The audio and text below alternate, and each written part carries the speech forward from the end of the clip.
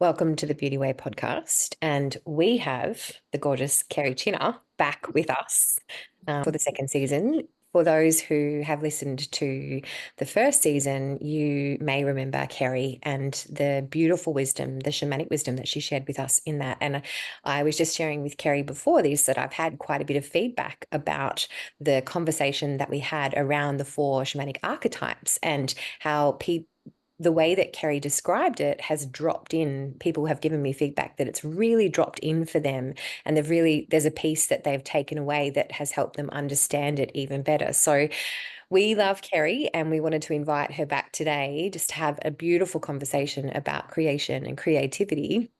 And one of the other awesome things is that Carissa is great friends with Kerri.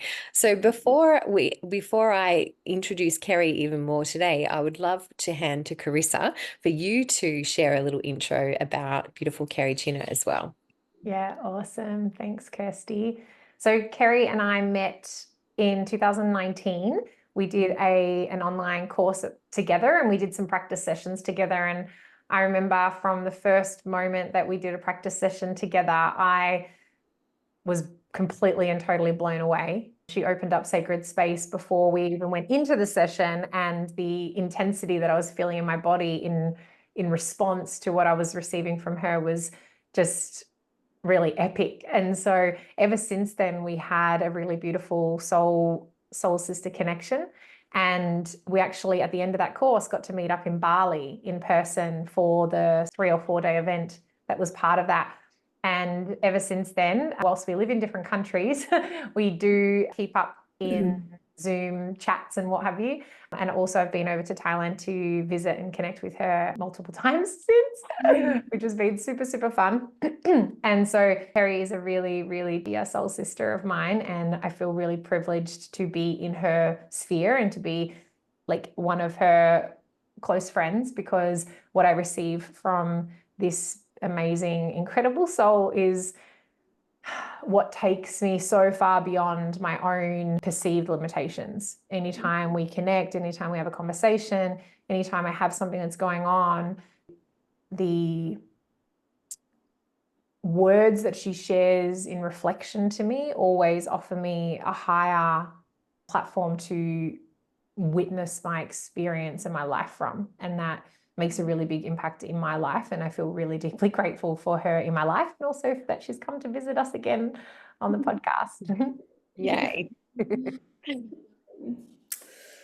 So from that, I'd just love to ask you, Kerri, something you'd love to share with our audience. Can you just give a little bit of a background about what you do now and what it was that brought you to that place?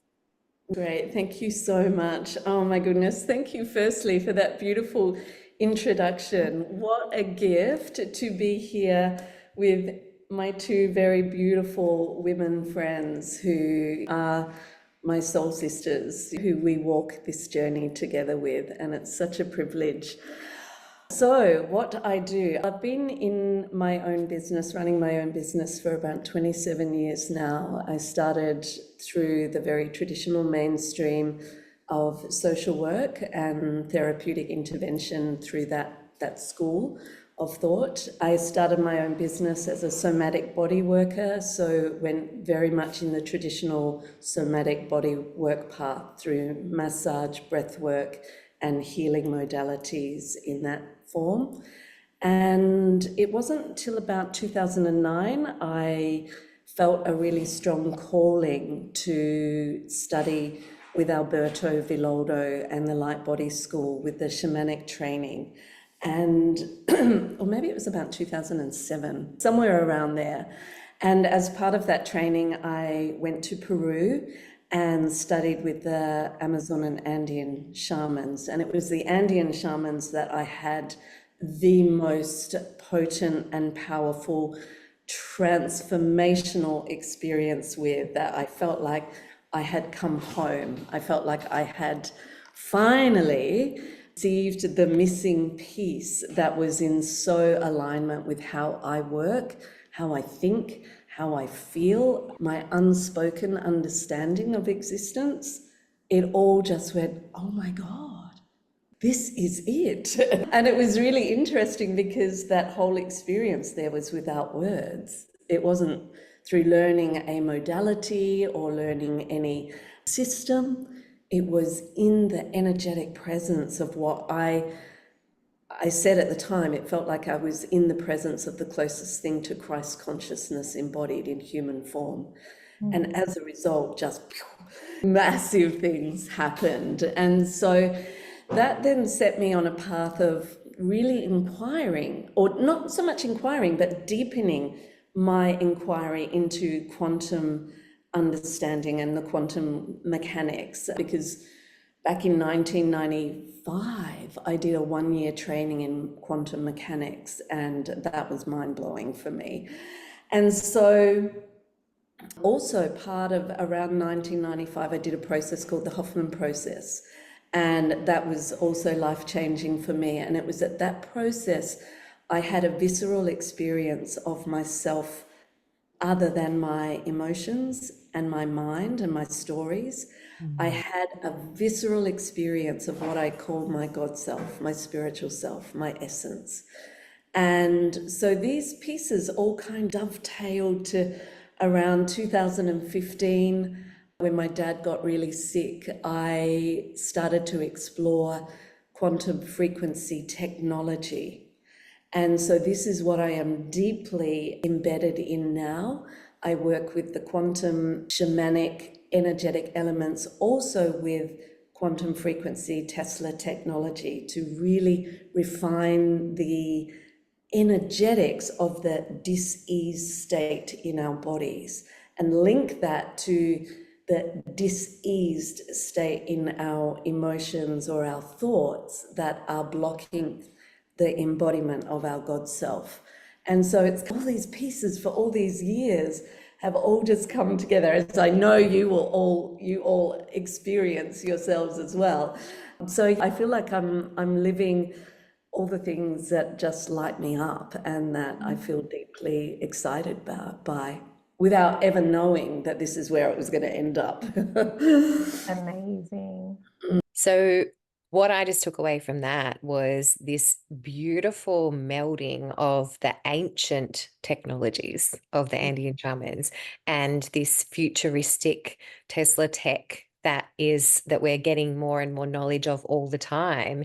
And these two coming together with such synergy that you're able to bring into the present. And I got goosebumps when I was thinking about that, because that's the perfection of the quantum field, isn't it? Absolutely, darling. And it's that whole melding that there is no separation in time. Time is not linear. So the past is the present is the future, and it is all just now. So yeah, thank you for that. Beautiful. Totally. And I love that you were studying quantum mechanics in 1995. I was literally 10 years old. And so whilst I had done my Reiki certification by then, I certainly was not, didn't have any idea about anything like that, not until probably my maybe almost 30s. So yeah, I love that in 1995. Well, I was in my 30s in 1995. True. But I feel like that's something that I would have loved to have had more access to at a slightly younger age, considering it was already happening. I feel like it's become more collective knowledge over the last kind of 10 years. And so it feels a bit more like broad stroke, more people are aware of it. And so, of course, I would become aware of it in that time, but you were aware of it in significantly, vastly proportions, like earlier before so many people. And I love that this foundation of having started with that more emotional, somatic kind of piece, and then moving through all these different layers, and then ultimately ending up in the quantum and in the frequency, because this is something that I know that you and I have spoken about quite a lot, but there is this perception by many people that when we're in the energetics and we're in the field of the quantum, that we're somehow bypassing or avoiding the emotional or the physical body. And the way that I see and hear and receive your journey is that all of those layers are important, and at the frequency level, so much of that can be instantly dissolved. And so I think it's a really important thing that you've gone through all of those layers and none of them have been skipped. Love that. Thank you, darling. When you were speaking, I just go, oh, wow, this was the journey through the chakras, the journey through the evolutionary pathway.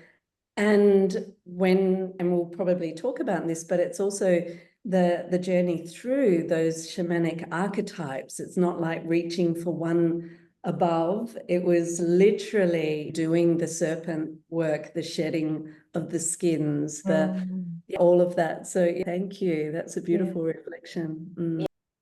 Because they can't be done independently of one another. We're not bypass this human existence.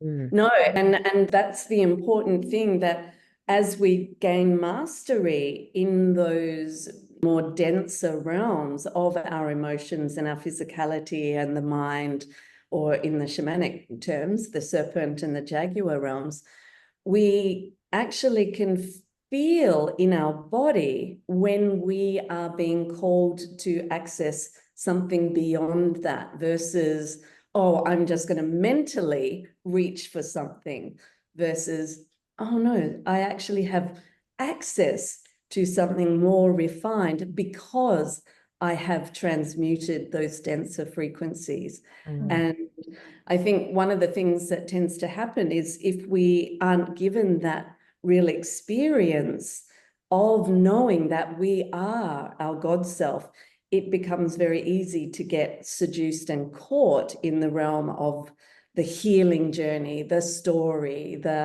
and we end up bypassing our spiritual essence, our God self. And that is as great a crime. I'm a real staunch believer in that, is when people say, oh, but that's spiritually bypassing. But hang on, where are you locating and sourcing from? What about our spirit, our God self, and our essence? Is that sitting back there going, waiting? So it's mostly back there just going, stop bypassing me. Exactly. And you've had that experience, darling, haven't you? Of really just going, oh my God, these aspects are here all at the same time. Where am I choosing to focus? Where am I choosing to speak from? Totally. And I love the piece where you mentioned the layers of the chakras, because the way that I've always spoken about the typical kind of evolution journey, I've talked about it in the layers of the body.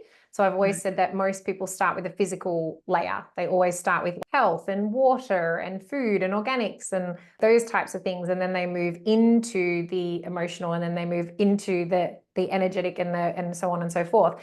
However, I love that as the chakras, because this is something that I never really, I must have missed that at some point around the different archetypes. I didn't realize that they were associated with the chakras. And actually, through my initiation into these archetypes, through our work together, that's when I started to understand that they work with the chakras. And it gave me a totally different understanding of the archetypes, because when I've spoken about the archetypes before that, in my understanding of them up until that point, when I've had conversations, I've found it really challenging to articulate why one isn't better than the other.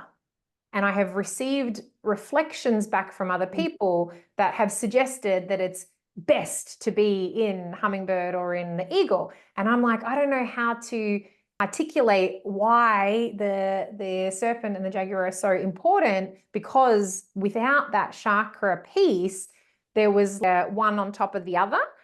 And whilst we can still see the chakras in that sort of linear form, I don't have any hierarchical part of me that suggests that my throat chakra is more important than my base. They both are very important. I think it's a really beautiful way to break down the hierarchical just by having that piece of information as well. I'm not sure if you spoke about that in the first episode when you talked about these pieces, but so just for context, Kerri and I have done some work together over the last few months, and I went through the initiation, which I cannot recall the name of. What's it called, Kerri?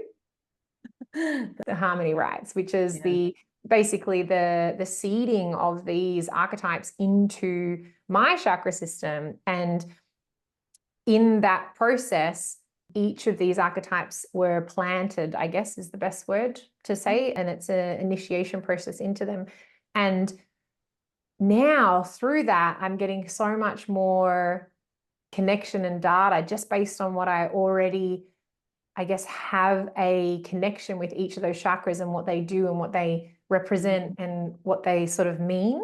And now the connection with each of the archetypes with the chakra has given me like an even broader interpretation of how they can support me when I'm co-creating with them. So beautiful. I would love to, the question that came through, Kerri, is what wisdom can you share with the people that are listening about this connection between the 4 archetypes and the chakras to help people to have a greater understanding of that, which then they can springboard into a further exploration if they choose? Great. I think just to recap for those that maybe didn't listen to the first one, that the archetypes that we're talking about are the Andean shamanic archetypes, and that they talk about that we have 4 levels of engagement that we can engage with the world. So there are 4 perceptual states. And the first one is serpent, and the serpent is very black and white. As you know, the reptile, it doesn't have any emotions, it doesn't plan its life, it just lives on instinct. It goes, this is what's needed, that's what I'm doing. And so this is a very important part of our capacity, is to be able to make those very black and white decisions. And so it's not that we want to live our whole life from that place, but we want to have access to the medicine of serpent to be able to make very concrete decisions. So how it typically shows up, and this is the example I use, a typical serpent analogy would be, I wake up, I've got a headache. The serpent perspective would be, take some medication. So we all know people that operate from serpent. My partner used to say to me, if I'd have a headache, well, have you had a Panadol? I'd go, no, I'm working it at another level. And but yeah, he was very meted at that real serpent level. Nothing wrong with that. We've just got to know when we want to dance in that and when not to. The next level up is the level of Jaguar, who interacts with the world from a very different place. And this Jaguar, she listens to her environment. She smells the air. She goes, right, that's safe over there. That's not. I'm going over here. And so this is the realm of the mind and emotions. This is where we create story. And it can be so seductive because we all want to know why, how come? Oh, maybe that's why. And so we get caught in this realm of story. And as Einstein, you would all know, Einstein said that we don't resolve a problem at the level at which it was connected. So in that Jaguar realm, this is where traditional therapy lands, is like, oh, you come in with your story, I'll meet you in your story, let's unravel your story, let's talk more about your story, let's create another story. And we're like, we're so caught in the jungle. Versus the next level up is the level of hummingbird. And hummingbird is that beautiful analogy of this tiny little being that flies from Brazil to Canada when the instinct gets activated, and it just knows, it goes, I have to go. I don't know how, I don't know where I'm going to rest, I don't know where I'm going to get food, but I'm going. It says yes to the call of life. And it needs to dip its beak into the flowers and extract the nectar in order to have the strength to continue its life's journey. And so this analogy for us is that we are like the hummingbird. We are so much more than our limitations, our tininess, our perceived incapacity. We are so much more than that. And if we have the courage to dip our beak into the flowers of life, they don't look like flowers all the time, and they don't feel like flowers all the time.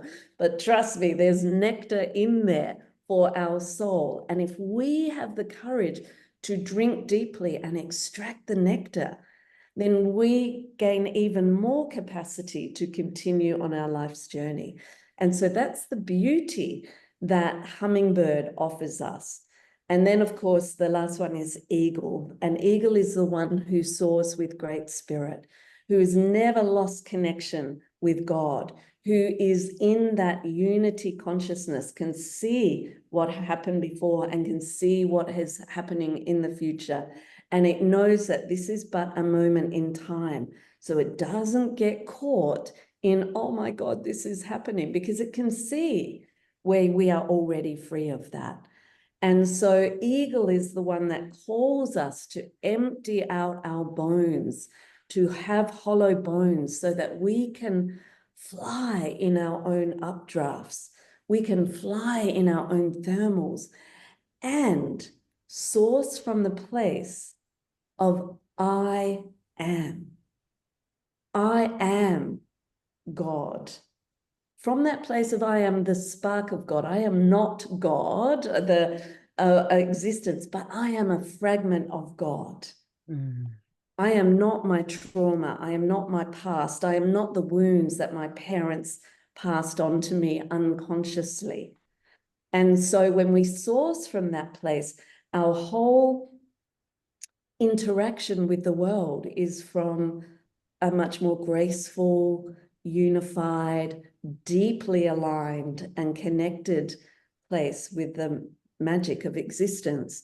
And so from a brain point of view, I've talked with you about this before, Carissa, and we probably spoke about it, Kirsty, is from a brain point of view, the serpent correlates to the reptilian brain. The jaguar correlates to the limbic brain. The hummingbird correlates to the neocortex. And the eagle correlates to the God brain, the prefrontal cortex. So these are higher levels of access. When I'm in a confronting situation, it is not helpful for me to access my God brain. I need to access serpent and say, get the hell out of here. This is a no. And one of the things that my teacher said to me was, she said, Kerri, your default position is hummingbird. You just know how to go there. You just know. She goes, most people, we have to spend a lot of time breaking down and unraveling so that they have access to hummingbird. But that's just, she said, I bet you have challenges in serpent. And I went, what do you mean? And she said, can you say no to people? Do you know how to set boundaries really easily? Are you confident in that? I went, oh, yeah. Serpent was my challenge. My personality and my gifts, my natural gifts, and what I'm here to do is in that realm. But a lot of my life lesson has been around really embodying and feeling comfortable in that relationship with serpent, that black and white. And so if we look at that from a chakra point of view, it's about creating safety in the body, about being here in the body. Now, I wasn't here for much of my life. I was off with the fairies because it wasn't safe to be in my body. And so part of these archetypes are that they correlate with our chakras to help bring us home so that we can land our God self home. We don't want access just to eagle or hummingbird. It's not healthy. If my light globe glows, I'd need to know that I can get up a ladder and change the globe, not go, wonder why, what am I not seeing? Or it's not helpful. And the other piece I want to say about this that is so important that I want to overlay on the top of that one of the greatest things that the shamanic element teaches is to dance on the equal sign. And what that means is that in a equation of circumstance, then that happens, this happens, and that could potentially happen, is like, yes, and what is the equal sign here? Where can I dance without wrapping story around one is better or one is worse, one is more important or one is not? That is not, that's in Jaguar. We're in Jaguar when we're doing that. When we sit on the equal sign, we just allow everything to exist without judgment, without better than. We just have access to everything. It's a bit like going to the fridge. Do I feel like fruit? Do I feel like veggies? Do I feel like something else? What do I want to draw on today to play with? We've got full choice. So beautiful. I love that. Did you have anything you wanted to ask off the back of that? Yeah, I love that description. And one of the questions that came to me when you were speaking, Kerri, was so many people are not feeling safe in their body. And when we're looking at these particular archetypes from this perspective, when somebody all of a sudden has an awakening, a realization, and recognizing that they're not taking steps, they're not making choices because they don't feel safe in their body, which of the archetypes can they connect with? Or perhaps this is not the right question. How can somebody commune with these beings to create that sense of safety so that they can move beyond this black and white existence and move more into their emotional feeling body? Because if they're in that place of not feeling safe, they are stuck. There is a story that's going on for them, yet they're stuck. They're almost stuck. This is what I've experienced in working with people. They're stuck in this sense of fear and they're not taking actions and they're actually not accessing Jaguar. So is there a way that they can connect with these two beings to bring that forth within them? Yeah, beautiful. There's a couple of pieces in there. I think when someone is stuck, and it's not that they're not connecting with Jaguar, they just haven't consciously brought forth what their Jaguar story is. And so to bring consciousness to that. And so I recommend always, I remember when I went through a really challenging time in 2009, which means I would have done my shamanic training 2007-ish. I carried a journal everywhere with me, and I just downloaded, I just brainstormed, I just journaled from serpent, what my pain was, what needed to be purged, what needed to be spoken. We look at it from another perspective. I gave my victim self a voice, a full voice, because they were the scales of the serpent's skin. It's not fair. How could you? This is, whatever, every name that I wanted to call. I gave myself full permission to feel, to have, to be, because in that, this is holy work. We are naming the energetics of the scales of the snake skin that we are caught in. And as you both know, as so many of your listeners know, that when we come into right relationship, when we name something, something softens and dismantles.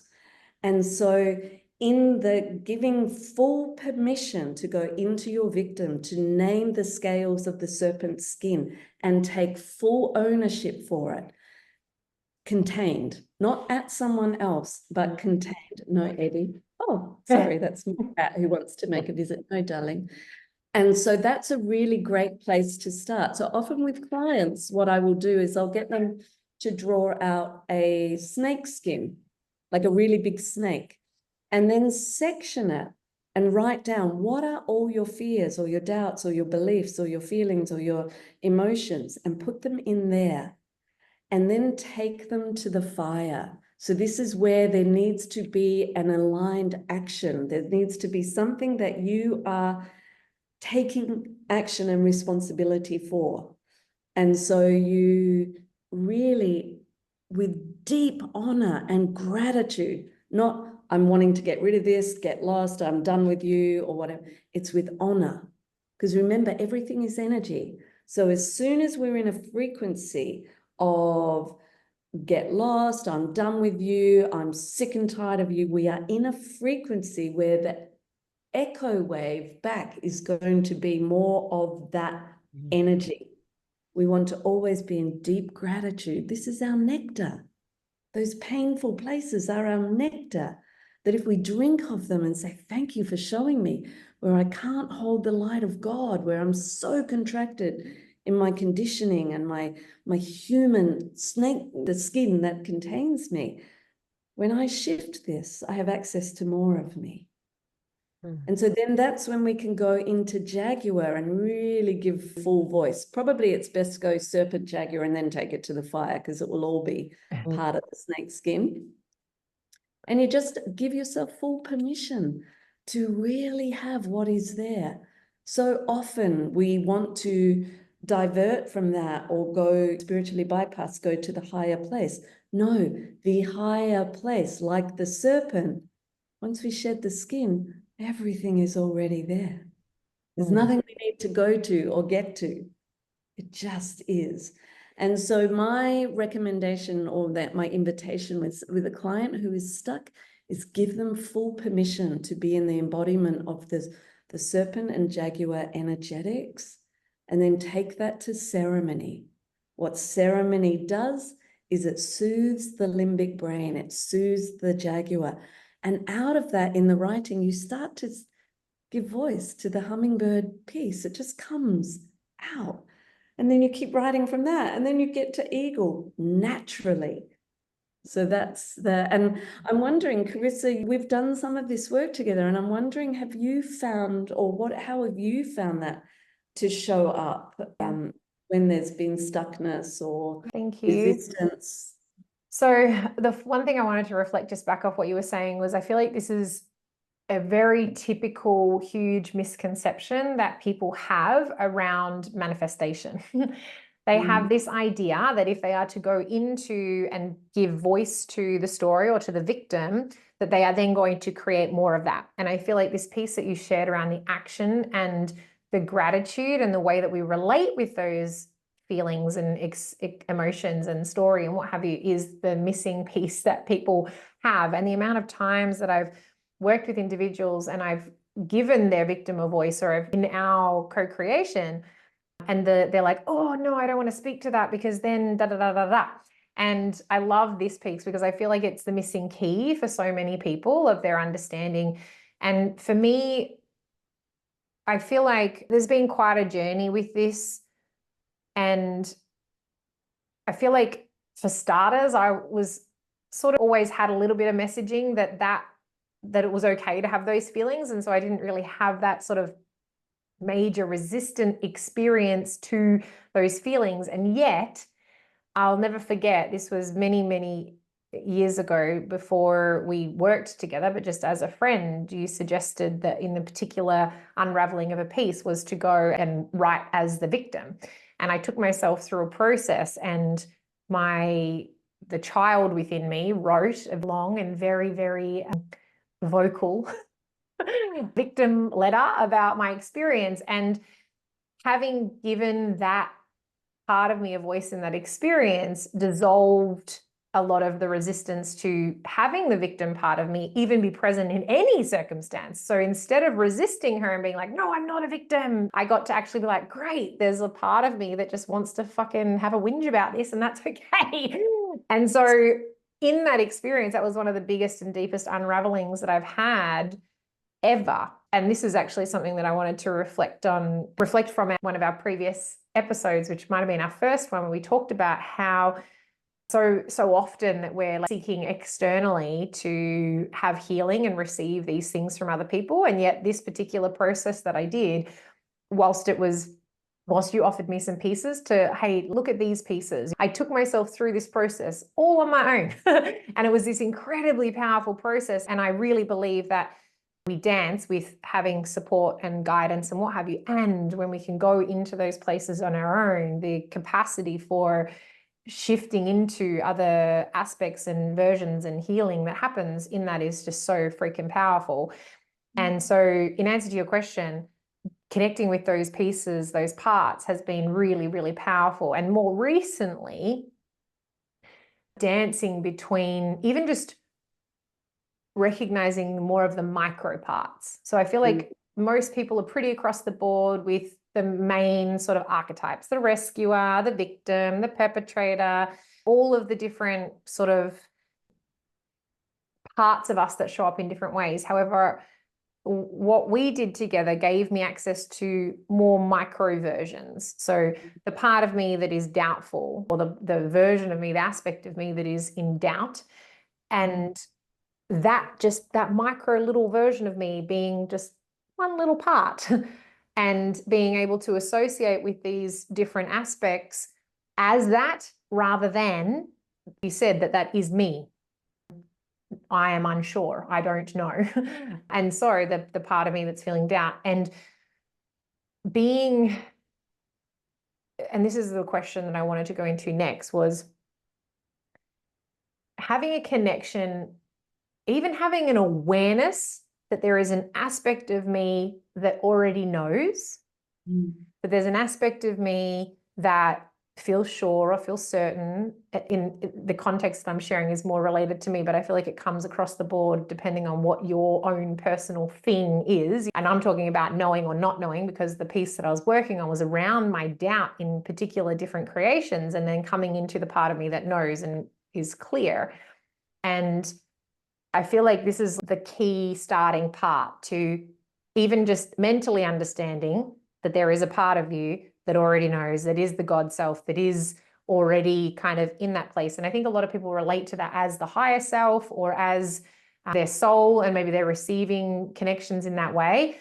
And my personal interpretation of the differentiation of that is that this is who I am, period.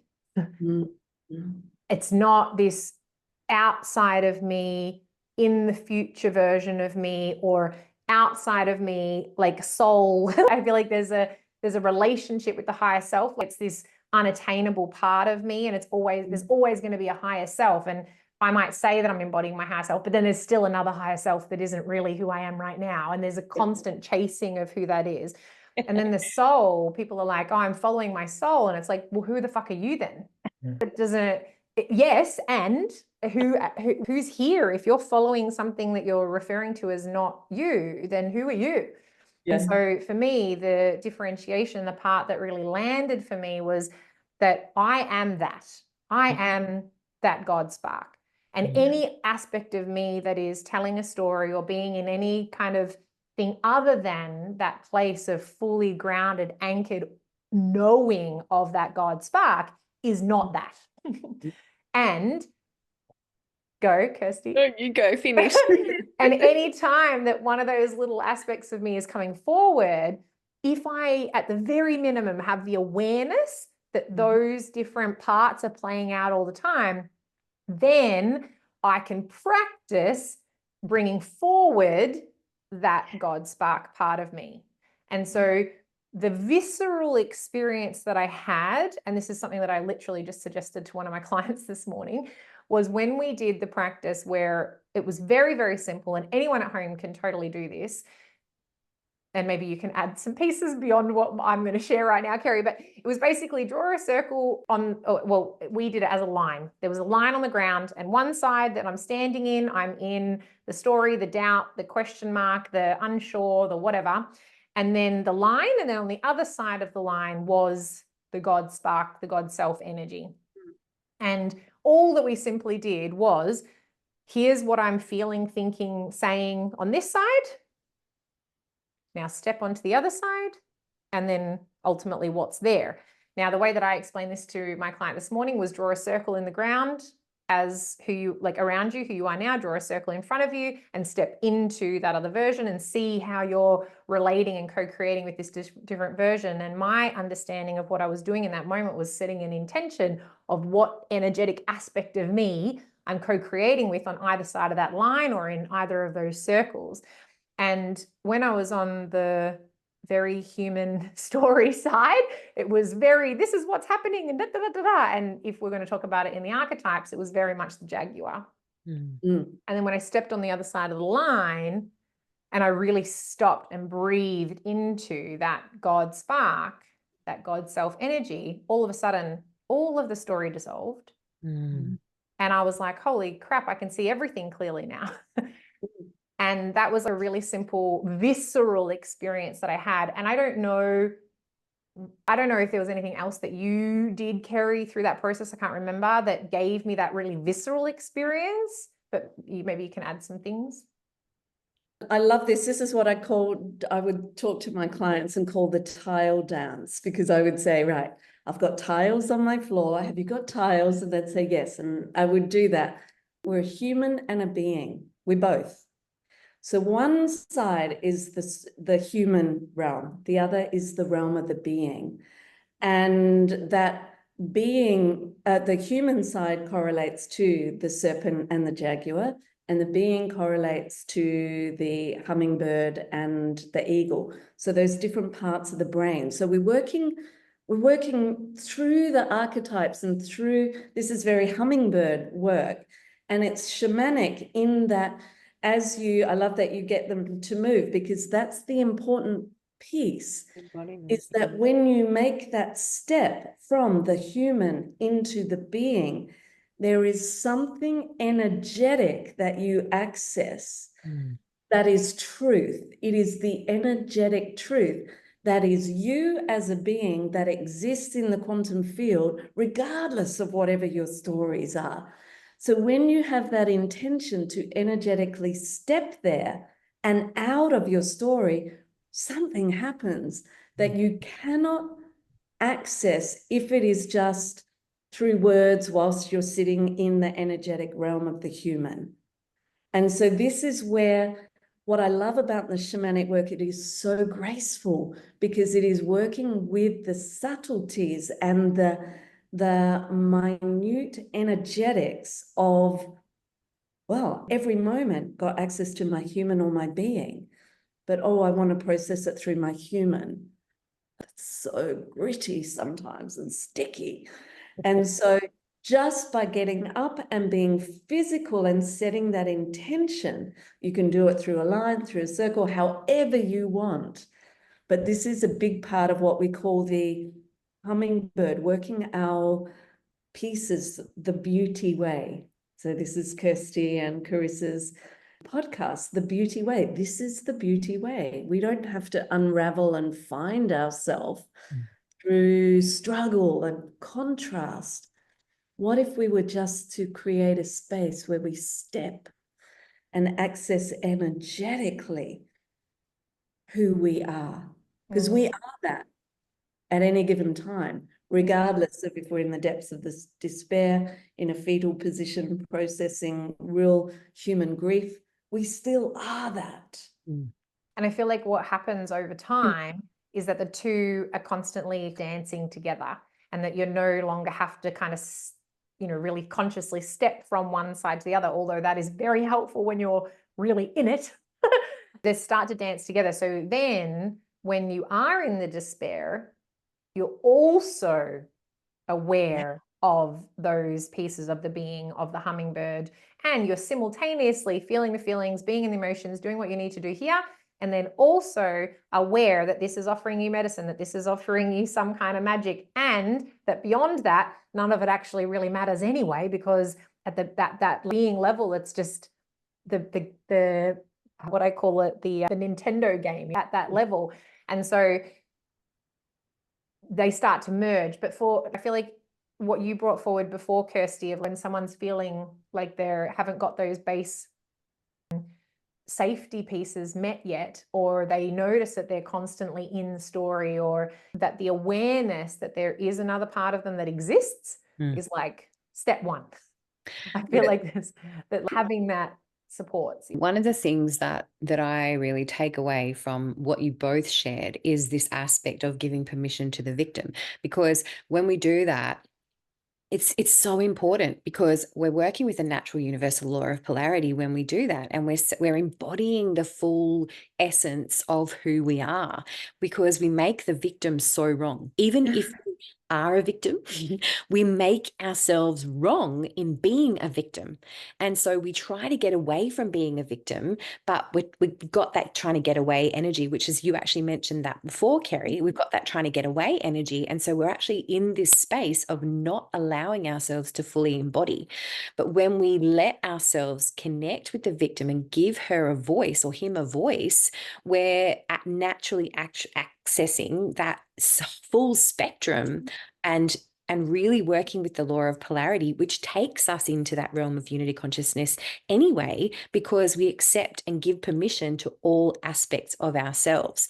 And that piece that you both talked about of the action of the human, of stepping into that God self, that's so powerful, because we're anchoring into this body, we're anchoring that spark and going, like this human who thinks that she's wrong for being a victim, we're going over here, I'm going to connect with this part of me, and I'm going to bring that part of me, and it's not rejecting me, and I get to feel the whole essence, the whole truth of who I am.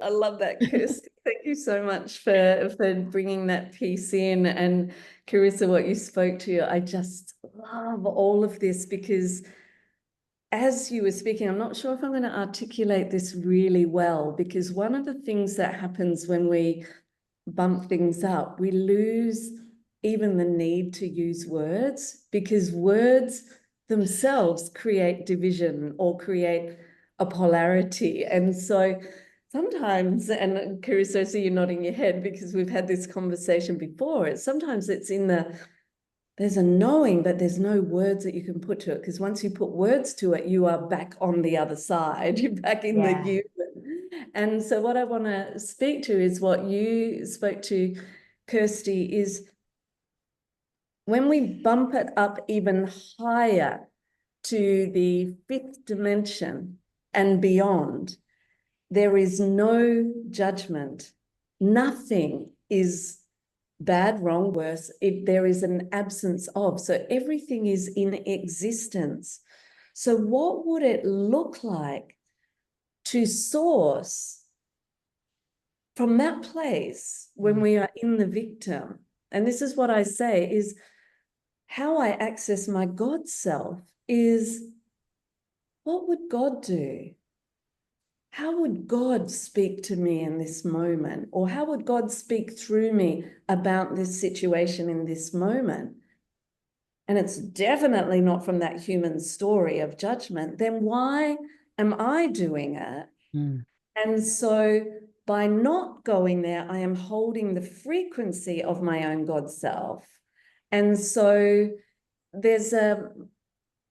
we get to inhabit that space of non-judgment, of unity consciousness, of eagle, through allowing our victim to be. It's different if we go and source from her and then act from her, but to just sit with her and be with her and let her have her expression. My victim was my gateway to the work that I do. If I didn't meet her and work through her, I would never have gone to the places I've gone to here. She held so much medicine for me. It's how we know, it's how we know our human, isn't it? By connecting with her pain, connecting with her sorrow, and all of the stories that she has come to this lifetime with. I want to now go into a conversation around how that God spark, that God self energy, how you co-create with that when in relationship to health. So one of Kerri's major things in the frequency and health and vibrancy and well-being, and the way that you co-create from a frequency level, and that judgment piece that we were just speaking about around the victim and what have you. I would just love to hear what your perspective is on ailments, on disease, and how we can consciously experience the ailments and see them in that same light of, this isn't this negative judgment thing that we have to get rid of or change or shift. And I would love to hear your perspective, whilst I've heard it many times and I feel like I know I want to hear it for the audience.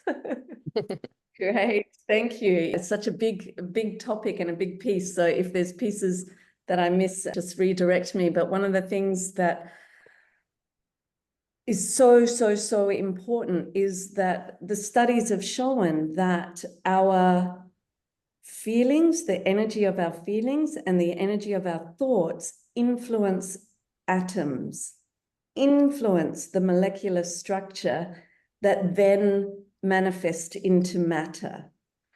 So one of the most important things when I'm working with someone is I'm not just working with the technology, but working with them to really support them in embedding the highest frequency possible of knowing who they are in their God self. Because if that has not shifted, if there's still a place that goes, please, can you fix me? I want this disease over with, or whatever. It doesn't matter what I shift through the technology. That person's heart, the electromagnetics of their heart and their brain will totally shift the molecular structure. And so it's an important dance that we bring not just the frequency technology, but that we really commit to reaching for that highest paradigm possible of, if it is true that everything is energy and that we strip it back to molecular structure, then all disease is a formation of molecules that have a denser formation based on the emotional energy, the mental energy that has created this density and distortion to manifest as in the physical body. So when we start to shift that frequency, things start to dismantle, because universal law is that if I give off what I call a offer wave, I send cooey out there into existence, I'm going to get a cooey back that mirrors what I've sent. So one of the things I notice with my frequency technology is that if I have to be so impeccable and refined in sending the exact frequency to a diseased state. I cannot send a migraine frequency to a flu, and that flu will shift. It has to be the exact signature. And so it is with our mind and our emotions. If we want to shift something, we have to be that impeccable. We cannot indulge in story. We cannot indulge in negativity or hopelessness or helplessness whilst hoping to get well. We have to be the embodiment of that frequency of wellness.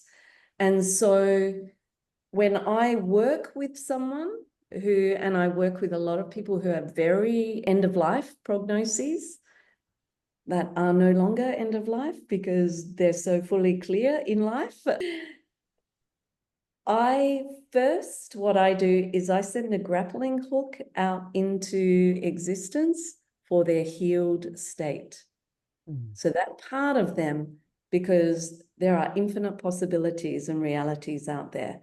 And I know that that person who might be sick now is not sick in another version. So I track for that. And I hold that. I bring that back and I hold that. So how I language, I never language about the disease. I never give voice. I'm not interested in the story of the disease. I think Einstein even said something about, don't quote me, but I remember when I read it, I went, oh, I love that, but I didn't even remember it. But it was, I'm not interested in around what the atoms or the molecules do and how they work together. I'm just interested in the language of God. And it's kind of how I work. I'm not interested in the mechanics of your dis-ease or the story of your dis-ease, because I'm holding a different version for you. So when I work with you, I am connecting you to this part of you. I send the frequencies that are a frequency match for your dis-ease, and then it's up to you. It is up to you what you do with that. I do not heal you. I do not fix you. I do not change anything about what you are going through. I will just hold the space for your healed self and share those frequencies that your superconscious is showing me through the technology that you are calling for, that you are wanting the support for. Then you do the rest. So that's how I work with someone energetically. And I see disease as not the way the medical system sees disease. I just see it as an energetic distortion that might be a denser energy that we want to make a lighter energy, and magic happens as a result. So such a beautiful thing. And what I reflect upon is the level of impeccability that you hold within yourself to not to know that you are holding a possibility for someone, but you can't do it for them. And if we go to our theme for this season, creation, and this is about creation. This person is allowing themselves to create a whole new version of themselves. They're not going in there with the idea that they're trying to fix or heal something that's wrong with them. They are aligning with the highest possibility that's already in the field, and you're helping them to do that. But you're not doing anything. You're simply being that level of impeccability, reflecting back their God spark to them, reflecting their God self, their God essence to them, which they then get to choose also. Beautiful, because that's creation in its essence. It's an offer wave out into the field of infinite possibilities that then is a match for, or we'll call in the echo wave that's a match. It's not disease and health. It's not the house or the holiday or the partner. It's a frequency. It's a molecular wave that we send out that in the infinite field goes, oh, I'm a match for that. And so what I love and why I love the clients that I work with is that they get so excited about that, because they know it is not a journey to fixing their disease. They know it's a journey to coming home to their own God self. Because it's this. I was saying to someone the other day that we're at that time in consciousness where we are breaking down that whole patriarchy, the whole authority, the whole polarity, the hierarchy, and that God connected to health and healing, particularly when we're really, really sick. So many prayers to God, please help fix me. What have I done wrong? Why am I there? Why isn't it working? That keeps us stuck and keeps us sick, because there is no frequency match for the healed state. And it's just another distraction. If we can be the embodiment of God and hold the light of God in the face of everything that we are being faced with deep gratitude, then whatever happens, we meet the healed state within that. It's there because of who we are being. And we've come home to that part of us that was birthed here, regardless of the circumstance. So this same philosophy and way of being can be applied to every single aspect and area of our life. And there is, even in the conversation around creating a new earth, so many people are in the conversation or the communication, the creation of how do we heal and change what already is in order to create the new earth. However, from this philosophy, we're not even engaging with the story of what has been. what is and what our perception of the world is. And we get to create from this completely new platform, from this completely new location. And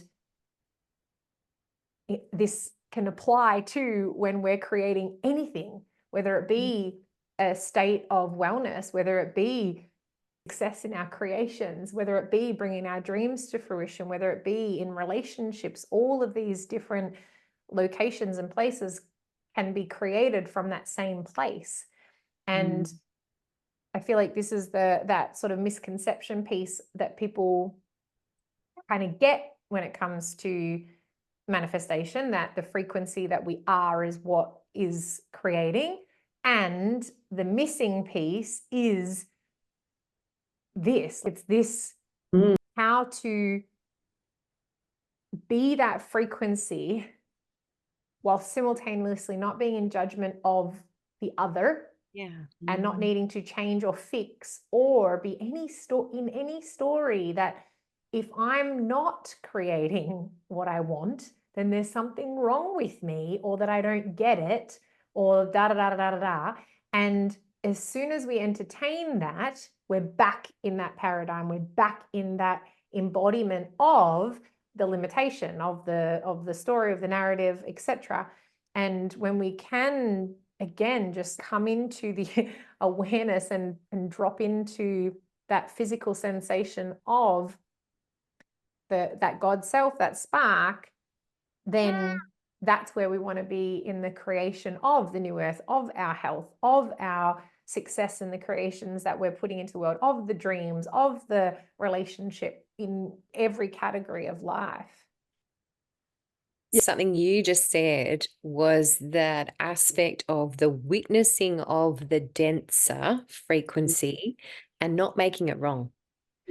Simply recognizing that it's actually perfection and it is part of the necessary whole of the new earth, of the higher vibration, because as I hold that can't hold.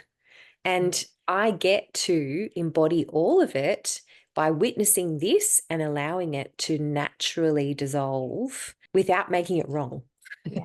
Yes, so good, because can you hear that what you've both shared there is that underneath you are coming from eagle perspective. So it's not that, oh, I live here at Eagle and I'm just I aming everything. It's underneath that's energetic structure behind everything that comes out of your mouth is this eagle perspective of that acknowledgement of that we are multidimensional beings, that everything is energy, that there is nothing wrong. And so that, when you were saying, Carissa, when the client goes, but this isn't working, or how come this isn't, that's the piece to unravel. It's not create more or do a better offer or make your offer out to more people. It's that energetic little nuance there that is just contaminated the offer wave that's going to have you feel like you're stuck, that it's not working. And so it's really, the invitation is to clean up and refine those micro frequencies. Just like it is on my frequency technology, I have to be so attuned. I was saying that if I'm sending a particular frequency, that if it's not an exact match, it isn't going to support someone. And the same being said, if I don't send the correct match, it's not going to harm them either, because their body won't receive it. And so this is the perfection is, where am I unable to hold the light of God in the totality of my experience? And that's where I dip my beak, right there, because there is the nectar and there is the eagle's state, because our dreams are on the other side of that. Dreams are already there. our creative endeavors are already manifest. They're just sitting there waiting for us to be an energetic match for them. So if I have doubt or resistance or blaming myself or whatever, then, oh, we've just done exit stage left from our dreams. It's going, wow, we were so close. I feel like the distinction that you mentioned in there around, or at least my interpretation of it, is that when we are co-creating from that, as you mentioned, fifth dimensional space, it only dropped in for me maybe 4 or 5 years ago, where I started to realize that fifth dimension doesn't mean that there is an absence of pain, fear, etc. It just means that we have a completely different relationship with it, and that we're all of a sudden not co-creating with it as if it is wrong, bad, etc., that it's negative, that it's this thing, and that all of a sudden we can start to experience pain when it is there and recognize it for what it is, which is that it's a signal, that's a message, that it's offering us something to come into, back into alignment or back into our God's self or God's spark. It's a messaging signal, it's a notification. And this story that the kind of fifth dimension is in the absence of that is also a limiter, because there's that same story is offering the frequency of get away, push away, the 3D is bad and wrong, I need to be here instead of here. And that story is 3D. That is 3D. It's not that that perception isn't going to offer the higher perspective or the eagle perspective, as you mentioned. It's not available when we're in that paradigm of this is better than that, or that we're in this paradigm that needs to change, or we need to move away from that in order to have this. It's being able to have another dimension of perspective of the thing. And so if we've only ever seen it from 3 angles before, all of a sudden we can see it from a 5th angle, which is, wow, none of that is bad and wrong. It's all perfect. It's all in existence. And it just is data. It's all just frequency that offers me calibration, resonance, etc. Is this in resonance? My body can tell by the frequencies and by the feelings, and I just get to bring more awareness to the messaging of those frequencies and interpret the data. Love it. Good. It is that thing. When I think of those beautiful Andean shamans at 15,000, 16,000 feet on the mountains, their life's hard. They're not, because they live in this God space, they don't have all the ease and the luxuries and the perfect health and everything. They just be with it so differently. And so I think